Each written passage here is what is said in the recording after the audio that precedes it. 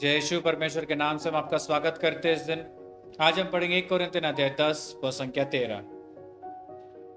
आप लोगों को अब तक ऐसा प्रलोभन नहीं दिया गया है जो मनुष्य की शक्ति से परे हो। ईश्वर सत्य प्रतिज्ञ है, वह आप लोगों को ऐसे प्रलोभन में पड़ने नहीं देगा जो आपकी शक्ति से परे हो। वह प्रलोभन के समय आपको उससे निकलने का मार्ग दिखाएगा और इस प्रकार आप उसमें दृढ़ बने रह सकेंगे। मेरे भाई और बहनों, परमेश्वर का वचन कहता है कि जब हम ध्यान से पढ़ेंगे तो परमेश्वर कहता है हमसे कि जब तुम प्रलोभन में गिरते हो, जब दुख तकलीफ परेशानी, जब पाप में गिरने का समय आता है, ऐसे कौन सी भी चीज नहीं है जो हम परमेश्वर के नाम से ओवरकम नहीं कर सकते। और जब हमारे जीवन में पाप आता है, एक रास्ता भी आता है उससे बाहर निकलने के लिए, और अगर हम उस रास्ता को नहीं पकड़ते तो हम पाप में गिर जाते हैं। तो मेरे भाई और बहनों, हमारे जीवन में हमें जानना है कि परमेश्वर हर एक चीजों का एक रास्ता निकालता है।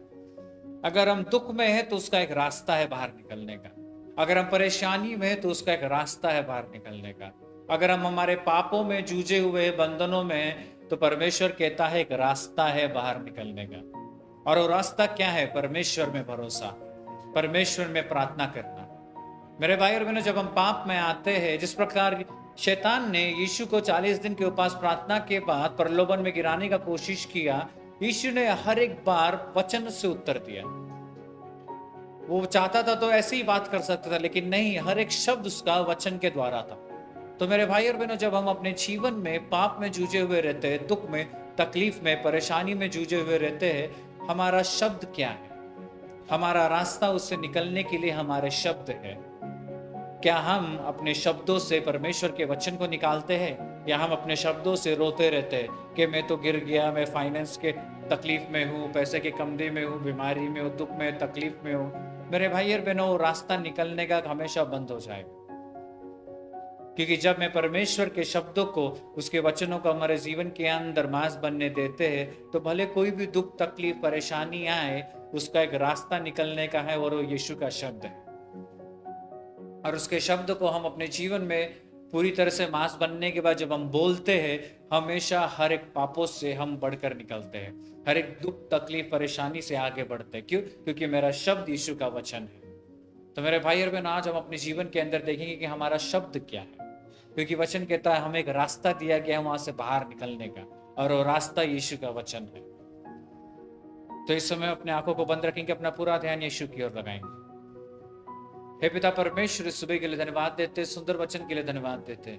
धन्यवाद यीशु, तेरा सुंदर वचन जो कहता है कि हर एक चीज से निकलने का तूने एक रास्ता बनाया है, और वो रास्ता तेरा शब्द है। तो परमेश्वर, जिस प्रकार आप प्रलोभन में गिरे थे, तो परमेश्वर आपने हर एक चीज को आपके शब्द के द्वारा कहा। यीशु, तूने हर एक चीजों को शब्द के द्वारा कहा, तेरे वचनों के द्वारा कहा।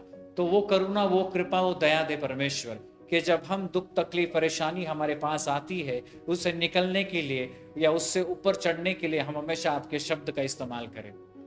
तो इस प्रकार का करुणा, इस प्रकार का दया परमेश्वर, एक परिवार के समान जो हमें सुन रहे, देख रहे, आज यही प्रार्थना करते हैं कि परमेश्वर, जब दुख आए, तकलीफ आए, परेशानी आए, हम हमेशा आपके शब्द को हमारे जीवन के अंदर रखें और उसको बोलकर आगे बढ़े। और यही प्रार्थना इस सुबह माता मरियम के मदद से सारे स्वर्गदूत के नाम से हम मांगते हैं। आमीन। जय श्री।